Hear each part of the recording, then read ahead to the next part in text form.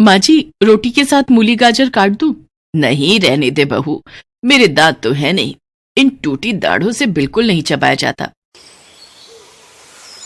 आहा, मजा आ गया। काला नमक और नींबू मसाला डालकर मूली गाजर अमरूद खाओ तो सर्दियों की दोपहर सुहानी हो जाती है। थोड़ी आवाज कम कर ले, दांतों से कितना कचर कचर कर रही है। अब दांतों से चबा चबा कर खाऊंगी तो आवाज तो आएगी ना प्यारी सासू माँ। अच्छा, मैं रसोई से दाल और लेने जा रही हूँ, आप लोगी? नहीं, मेरा हो गया बस। अरे रेखा बहू, रसोई में जा रही हो तो ये मूंगफली की पट्टी और रेवड़ी गज्जक लाया था, ये भी लेती जाओ। वाह बाबूजी, गज्जक शुरू हो गई। तिल मावे के लड्डू भी ले आते, पता है लड्डू मुलायम होते हैं, वो मैं भी खा लेती हूँ। तो कल ले आऊंगा, दुकान कौन सी दूर है, और वैसे भी अब सर्दियों में तो रोजाना गज्जक रेवड़ी मूंगफली इसी का सीजन है। कोई जरूरत नहीं है लाने की, ये तो खुद से सोचना चाहिए था। बस अपने बारे में ही सोचते रहते हो सब, मेरे बारे में तो कोई भी नहीं सोचता। माँ जी, रोहित जो कल गाजर का हलवा लाए थे, आपको वो गर्म करके देती हूँ। कुछ नहीं खाना मुझे, मैं अपने कमरे में थोड़ी देर सोने जा रही हूँ। शाम को चाय का समय होगा तो मुझे उठा देना। रेखा की सास यानी कि शोभा देवी, उनके दांत जल्दी खराब हो गए और नकली दांत लगाना उन्हें पसंद नहीं। इस कारण वो कुछ भी सख्त चीज नहीं खा पाती, और कोई दूसरा खाए तो वो भी बर्दाश्त नहीं। ऐसे अक्सर ही होता था। प्रेमा दीदी ने शादी की भाजी कितनी सख्त बनाई है, मट्ठी और शक्कर पारे चबाए तक नहीं जा रहे। हमने बनवाई थी भाजी रोहित की शादी में, मिठाई मुंह में घुल जाती थी, इतनी मुलायम बनवाई थी। तभी सब बोल रहे थे कि मिठाई घेर मेर हो गई थी, वो मिठाई कम हलवा ज्यादा लग रही थी। ससुर की बात सुनकर रेखा हंस पड़ती है, जिस कारण शोभा देवी और गुस्से में भर जाती है।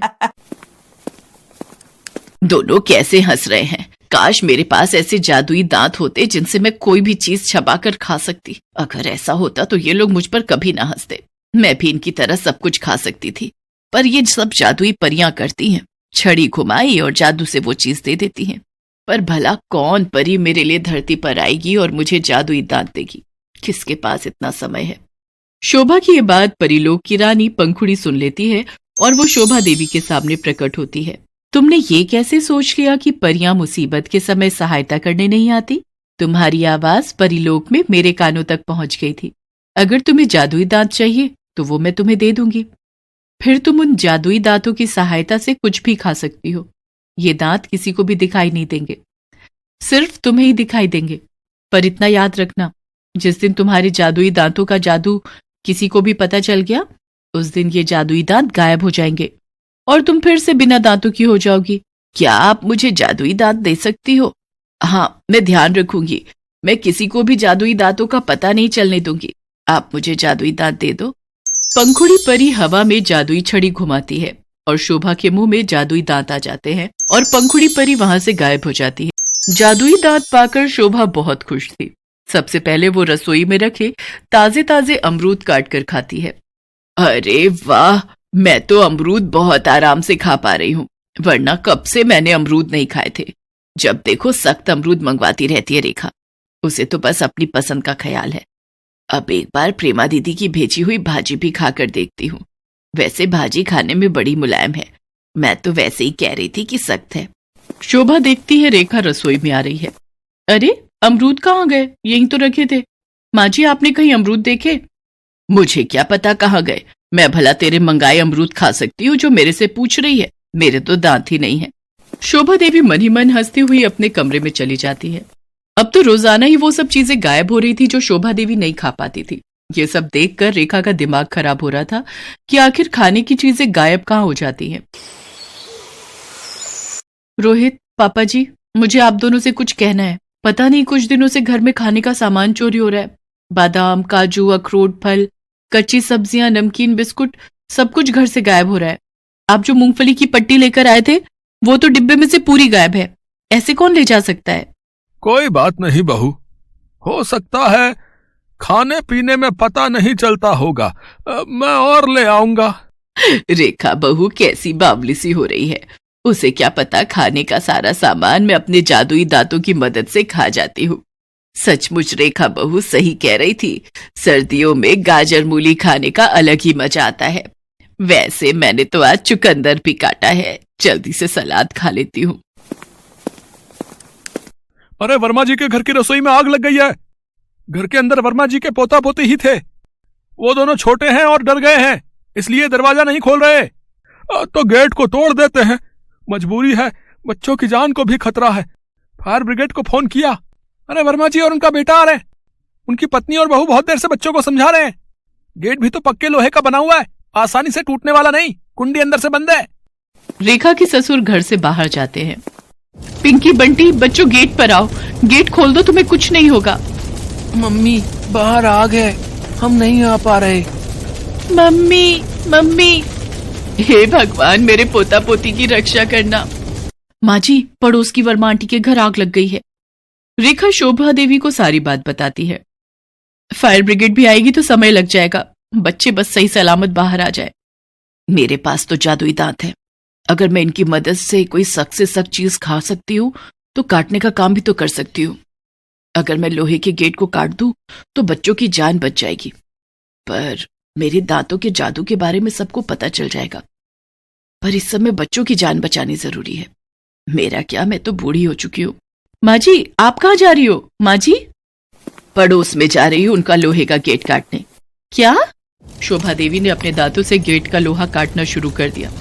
कुछ ही समय में शोभा देवी ने अपने दांतों से गेट को बीच में से काट दिया और गेट खुल गया।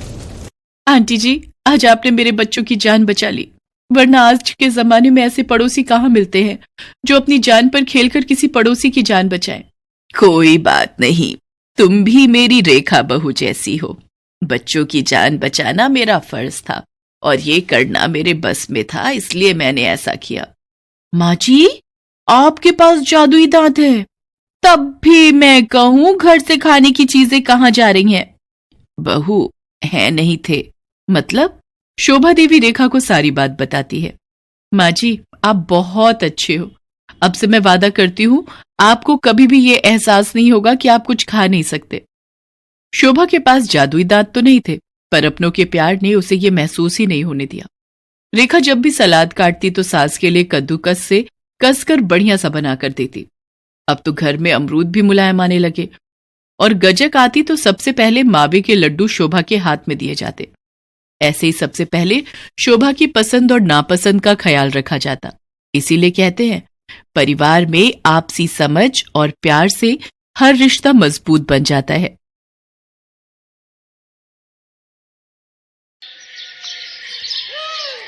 चांदनी का पति उमेश अंडे बेचने का व्यापार करता था। उसके पास काफी मुर्गियां थी जो ताजे और बढ़िया अंडे देती थी। उमेश की दुकान पर अंडे खरीदने वालों की भीड़ लगी रहती थी। उमेश की अंडों की दुकान के सामने ही शेखर की भी अंडों की दुकान थी, पर शेखर अंडे बाजार से खरीद कर बेचता था, इसलिए लोगों को उमेश की दुकान के ही अंडे पसंद आते थे। अरे उमेश भैया, तुम्हारी मुर्गियों के अंडे खाकर ही अब हमारा नाश्ता पूरा होता है। बहुत ही बढ़िया अंडे होते हैं। शुक्रिया भैया, ये लो आपके अंडे पैक कर दिए। तुम तो सारा दिन दुकान पर मक्खियां मारते रहते हो और ये उमेश कमा कमा कर बहुत आगे बढ़ गया है। ये लो, रोटी लाई थी, खा लो।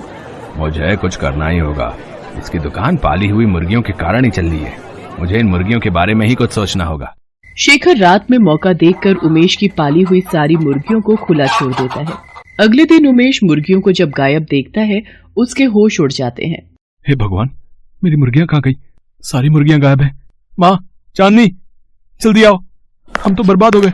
हमारी सारी मुर्गियां न जाने कहाँ चली गईं। हे भगवान, ये क्या हो गया? लगता है किसी ने रात में मुर्गियों को ताला तोड़कर खुला छोड़ दिया। कोई तुम्हारे काम से ईर्ष्या करता है, उसी ने ये सब किया है।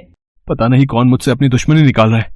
उमेश उदास मन से अपनी दुकान की ओर जाता है, पर वहाँ तो शेखर की दुकान पर अंडे खरीदने वालों की भीड़ लगी देखकर वो हैरान रह जाता है। क्या हुआ उमेश भाई, हैं? आज तुमने दुकान नहीं खोली क्या?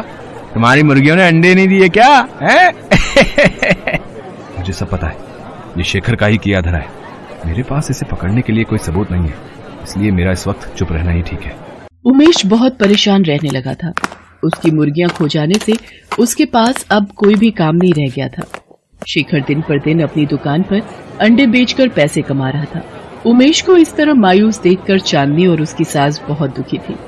एक दिन चांदनी ने अपनी सास सुधा से कहा, माँ जी, मेरी ये सोने की अंगूठी रखी है, चलिए हम इन्हें बेचकर कुछ नई मुर्गियां खरीद लाते हैं और इनको दे देंगे। जब तक मुर्गियां नहीं होंगी तब तक काम शुरू नहीं हो सकता। तुम जैसी बहू जिस घर में हो वो घर स्वर्ग से कम नहीं है।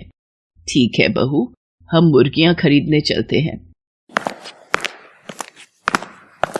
अरे माँ जी, आज तो बाजार ही नहीं लगा। पता किया है अब 1 हफ्ते बाद ही बाजार लगेगा।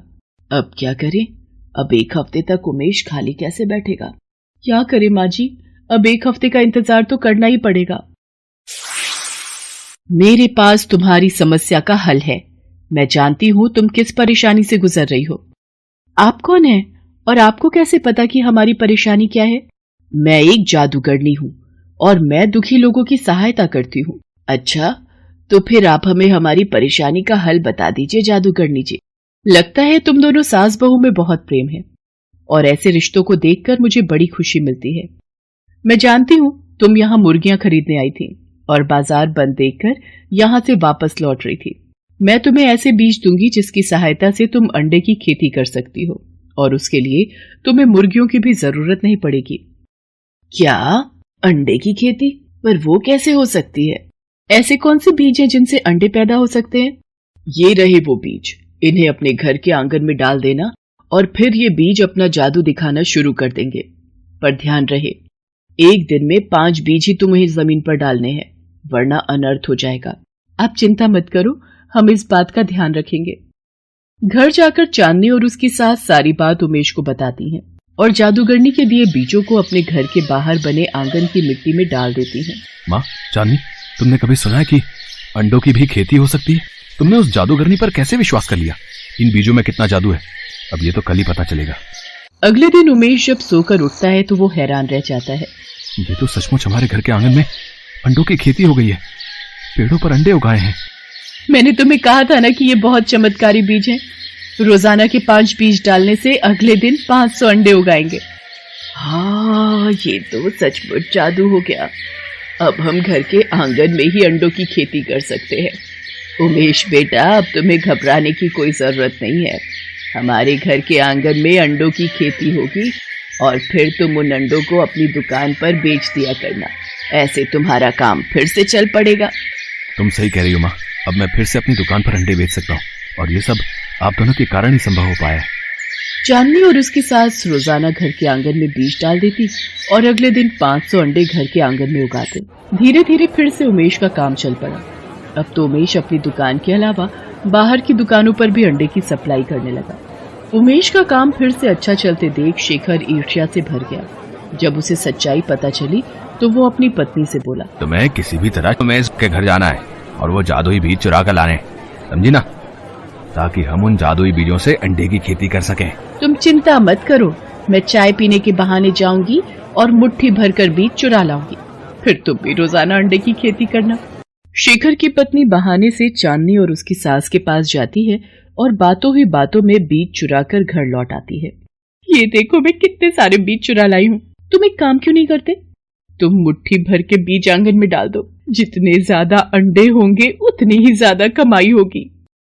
शेखर अपनी पत्नी के कहने पर एक नहीं बल्कि 2 मुट्ठी भरकर बीज आंगन में फैला देता है और जादूगरनी के कहे अनुसार अगले दिन जब शेखर और उसकी पत्नी सोकर उठते हैं वो घबरा जाते हैं। उनका पूरा घर अंडों से भरा हुआ था और दोनों अनेकों अंडों के बीच में दबे हुए थे। तभी अचानक शेखर की दुकान का नौकर ये सब देख लेता है। अरे कोई जल्दी से जाओ और उमेश को बुलाकर लाओ। ये सब कैसे हो गया?